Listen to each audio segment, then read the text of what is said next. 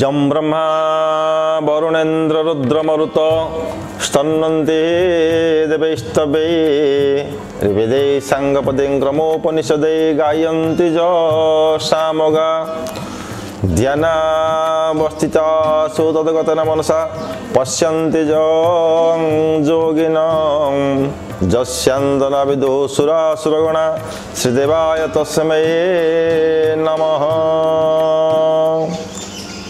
नमस्कार, मो प्रभात ज्योतिष आपण मानकु नूतन इंग्राजी वर्ष उपलक्षे महाप्रभु जगतरनाथ जगन्नाथंकर श्री चरण कमल रे समस्त जगतरवासी मानकर मंगल कामना चिंता करी उत्कलर आराध्य देवता महाप्रभु जगन्नाथ पाखरे समस्तंकर शुभकामना मना वांछना कामना करुछे एवं आशा करे महाप्रभु समस्त को शुभाशीर्वाद प्रदान करंतु।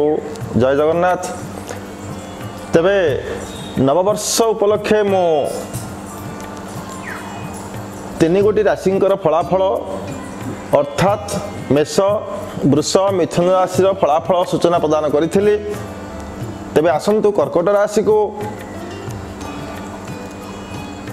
नूतन वर्ष बा नववर्ष विशाखा नक्षत्र तुला चंद्र रे पदार्पण करथिबारो कर्कट राशि व्यक्ति मानकर चतुर्थ चंद्र अवश्य चतुर्थ चंद्र कृष्ण पक्ष हेतु वैदिक शास्त्रीय ज्योतिष मतरे बा फलित ज्योतिष शास्त्र रे चतुर्थ चंद्र अर्थात कल्याण चंद्र होउछे कृष्ण पक्ष रे चतुर्थ चंद्र कल्याण चंद्र। तबे कर्कट राशि रे व्यक्ति माने कल्याण चंद्र हेतु नववर्षटी को मध्यम शुभदायक फल रे उपलब्धि हेबे। व्यवसाय वाणिज्य क्षेत्र रे कर्कट राशि रे व्यक्ति माने मध्यम शुभफल प्राप्ति हेबे। पारिवारिक कलह कर्कट राशि रे व्यक्ति मान पाई कि मानसिक दुखर कारण हेबो। विद्यार्थी माने प्रायतः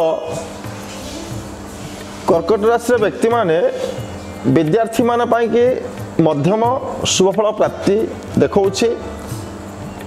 किछिटा असफलता अर्जन करी कर्कट राशि विद्यार्थी माने दुख प्रकाश करिवे एवं कर्कट राशि व्यक्ति माने नववर्ष उपलक्षे समस्त प्रकार उन्नतिमूलक कर्म रे प्रतिबंधकर सम्मुखीन हेबे। किंतु जेते गुड़िए प्रतिबंधक आसिले मध्य जेते मानसिक दुख कर्कट राशि व्यक्ति मान पाई भोग हेले मध्य यह एतेटा गुरुत्वपूर्ण दुखदायक समय हेबो नाही। मोर अनुरोध कर्कट राशि व्यक्ति माने चतुर्थ चंद्र रे नववर्षर पदार्पण हेतु सामान्य दुख प्रकाश कले मध्य महाप्रभु जगन्नाथ पाखरे आपणार मनस्कामना एवं आपणार कष्ट को प्रार्थना करी महाप्रभु ठारू शुभाशीर्वाद प्राप्ति होगा कि मुझे आपण मानक अनुरोध करुछि। जय जगन्नाथ।